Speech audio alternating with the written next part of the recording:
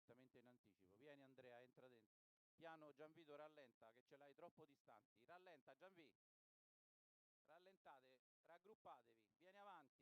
Così non partiamo se non rallentate, Andiamo, andate avanti, aspettate, vada avanti.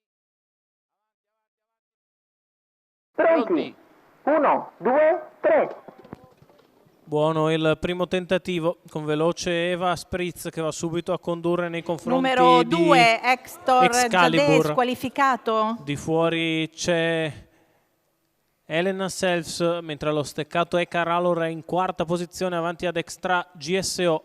Ha sbagliato Numero Expo dei 10, Greppi. Expo dei Greppi, squalificato. Segue a leggero intervallo Entrapment Call che è girato con cautela. I primi 200 metri della battistrada se ne sono andati in 15,5 e continua a condurre Eva Spritz dopo 400 metri passati in 31,6. Excalibur in seconda posizione a precedere Eka Ralor, quindi Extra GSO si ritrae quinta alla corda Elena Sells, mentre muove al largo Entrapment Call che inizia a risalire. Ha speso praticamente zero perché ora si va molto Numero piano. 9, Zechiela, 17,2 addirittura la curva di destra, 48,8 per i primi 600 metri. E sulla retta opposta alle tribune Entrapment Call arriva al salchi di Eva Spritz che dopo un paletto lentissimo ricomincia ad allungare. 1,4,6 per i primi 800 metri di corsa. Eva Spritz al comando, di fuori Entrapment Call, allo steccato Excalibur, seconda pariglia al largo per Extra GSO, terzo di dentro è Eka Ralor che precede Elena Sells, la terza pariglia esterna per Eldorado. 1,22 il primo chilometro, c'è la rottura da parte di Excalibur Numero 3, che lascia in seconda posizione allo steccato Extra GSO.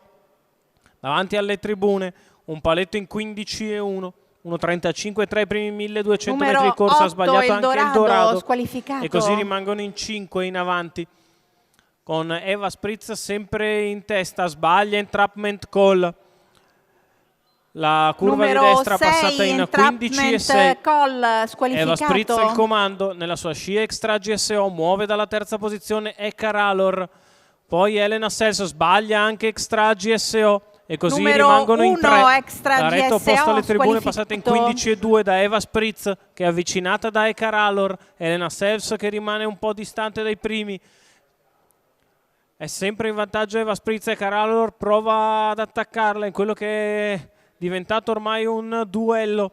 Eva Spritz entra in retta d'arrivo con una lunghezza di margine nei confronti di Eka Ralor e allunga, se ne va Eva Spritz a vincere netta nei confronti di Eka Ralor. Al terzo Elena Sells. Il successo del numero 5 Eva Spritz che taglia per prima il traguardo. Gianvito D'Ambroso per il training di Adrian Gioni, colori del signor Davide Zanetti.